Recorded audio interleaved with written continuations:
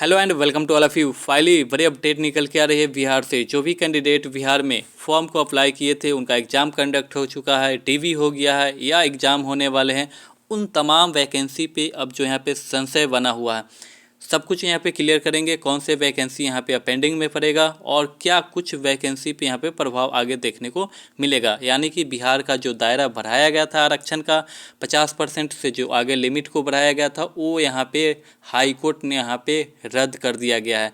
यानी कि जो यहाँ पे याचिकाकर्ता द्वारा जो यहाँ पे चुनौती दी गई थी हाई कोर्ट में उसको स्वीकार किया गया है। यानी कि अब आरक्षण जो 65% था इसको यहाँ पे हाई कोर्ट ने यहाँ पे रद्द कर दिया। इस कंडीशन में जो कैंडिडेट बिहार में फॉर्म अप्लाई किए थे, चाहे वो बिहार के बाहर के कैंडिडेट हो या बिहार के कैंडिडेट हो, वो सारे तमाम फॉर्म पे जो भी अलग अलग विभाग में फॉर्म भरे थे वो सब पे संशय बना हुआ है। हम लोग सब कुछ क्लियर करेंगे कौन से विभाग कौन से डिपार्टमेंट में कौन से फॉर्म आए थे हाल फिलहाल में।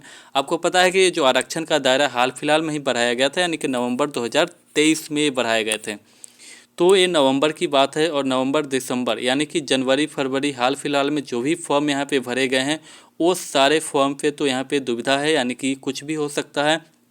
ये डिपेंड करता है क्योंकि ये जो बिहार सरकार हो सकता है तो डबल बेंच पे जाए या डायरेक्ट यहाँ पे सुप्रीम कोर्ट जाए, तो ये सारी चीज़ें यहाँ पे हो सकती हैं। इस कंडीशन में फिर आगे जो है कि इसका जो है कि उल्टा भी प्रभाव देखने को मिल सकता है। हो सकता है यहाँ पे हाई कोर्ट ने यहाँ पे रद्द कर दिया है और सुप्रीम कोर्ट में पास हो जाए। इस कंडीशन में ये डिपेंड करता है, यानी कि जो बाद में फॉर्म आए हैं नवंबर के बाद उस पर तो दुविधा होंगे, लेकिन नवंबर से पहले जो भी फॉर्म आए थे वो पुराने आरक्षण के अकॉर्डिंग फॉर्म भरे गए थे। यानी कि बात कर ले एलआरसी में जो भी कैंडिडेट फॉर्म भरे थे एलआरसी अमीन में, वो सारे पुराने के अकॉर्डिंग ही भरा गया था। और जब नए आरक्षण आए थे काफ़ी सारे कैंडिडेट ने बोला था कि इसमें नए आरक्षण के तहत फिर से यहाँ पे रिजल्ट तैयार किया जाएगा, तो उस समय मैंने बताया था कि ये जो आरक्षण है कभी भी रद्द हो सकता है। तो आप लोग पुराने जो फॉर्मेट था यानी कि जो पुराना आरक्षण का नियमावली था उसके अनुसार ही यहाँ पे आपका विज्ञप्ति आगे बढ़े तो फ़ायदा होगा। चूँकि पुराना रहेगा तो कोई दिक्कत नहीं है, लेकिन नए आरक्षण का कुछ भी हो सकता है। यहाँ रद्द हुआ है, हो सकता है तो सुप्रीम कोर्ट में भी यहाँ पे रद्द हो जाए। तो इस कंडीशन में जो भी कैंडिडेट नए फॉर्म अप्लाई किए हैं नवंबर 2000 बाद में जो बिहार में फॉर्म आए हैं, जैसे कि अभी बिहार में BSPHCL के यानी कि पावर हाउसिंग वाला जो भी फॉर्म आए हैं वो नए आरक्षण के तहत यहाँ पे आवेदन लिए जाए हैं, तो ये सारे जो है कि अभी पोस्टपोन्ड हो जाएंगे। फिर से जो है कि विज्ञप्ति इसका निकाला जाएगा।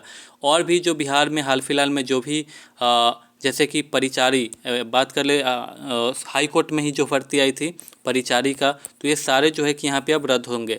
इसके बाद फिर से इसका विज्ञप्ति निकाला जाएगा। तो बहुत सारे जो भी फॉर्म आए हैं जनवरी फरवरी मार्च अप्रैल मई या अभी जो करेंट फॉर्म भरे जा रहे हैं बिजली विभाग में बिहार में अभी फॉर्म भरा जा रहा है इंजीनियर्स का, उसमें अलग अलग पोस्ट आए हुए हैं। इसके अलावा बहुत सारे जो हाई कोर्ट में भी बहुत सारे फॉर्म परिचारी का आया था, इसके अलावा हाई कोर्ट में कलर का आया था। तो ये जो भी फॉर्म आए थे हाल फिलहाल में इसको जो है कि रद्द करके फिर से जो है कि यहाँ पे किया जाएगा, या रद्द नहीं करेगा तो हो सकता है तो ये पेंडिंग में होगा। यानी कि इन फ्यूचर जो भी डिसीजन होगा उसके अकॉर्डिंग आगे रद्द भी हो सकता है। तो ये डिपेंड करता है आगे का जो भी वहाँ से सुप्रीम कोर्ट से या डबल बेंच से पटना हाई कोर्ट से जो भी यहाँ पे जो भी आगे सुनवाई होगी उसके अकॉर्डिंग यहाँ पे डिपेंड करेगा। लेकिन आपको बता दें कि एलआरसी अमीन पहले के अकॉर्डिंग है, तो इस पर कोई भी यहाँ पे संशय नहीं है। आपका जो भी ज्वाइनिंग प्रक्रिया है वो आगे बढ़ेगी, इससे उसको कोई लेना देना नहीं है। इसके अलावा बहुत सारे जो भी अपडेट होंगे हम लोग आगे डिस्कस करेंगे। ज्वाइनिंग से संबंधित आपको यहाँ पे चीज़ें रुकी हुई हैं और आपको आज के आर्टिकल कुछ बताया गया, क्या कुछ बताया गया था, बहुत सारे आर्टिकल छपे हुए हैं एलआरसी से संबंधित, तो उसको भी हम लोग आगे कवर कर लेंगे। तो यहाँ पे आप लोग इसको रीड कर सकते हैं, आप लोग इसको वीडियो को पॉज करके देख सकते हैं। तो ये सारी चीज़ें हैं। तो यहाँ पे क्या कुछ यहाँ पे याचिकाकर्ता के द्वारा यहाँ पे बताया गया था, तो ये बताया गया था तो यहाँ पे समानता के अधिकार का उल्लंघन बताया गया था, क्योंकि राज्य सरकार ने जाति आधारित जनगणना की, इसके आधार पर आरक्षण का दायरा बढ़ाया, यानी कि जाति के आधार पर दायरा बढ़ाया, जो कि सही नहीं है। उनके द्वारा बताया गया कि जबकि सामाजिक और शैक्षणिक आधार पर बढ़ना चाहिए था, यानी कि किस कास्ट में कितने पढ़े लिखे लोग हैं उसके अकॉर्डिंग, यानी कि शैक्षणिक आधार पर, शैक्षणिक आधार और सामाजिक, इसके आधार पर जो है कि दायरा बढ़ाना चाहिए, ये दलीलें दी गई थी जिसको हाई कोर्ट ने यहाँ पे स्वीकारा है। और क्या कुछ होता है आगे, जैसे ही कुछ अपडेट आएगा, लेकिन यहाँ पे जो 65% आरक्षण प्लस में 10% जो आपका ईबीसी, यानी कि सॉरी ईबीसी बोले, जो आपका स्वर्ण कोटा जो 10% था, तो ईडब्ल्यूएस, तो उसको भी जो है कि मिला ले तो यहाँ पे 75% यहाँ पे कोटा फूट जाता है।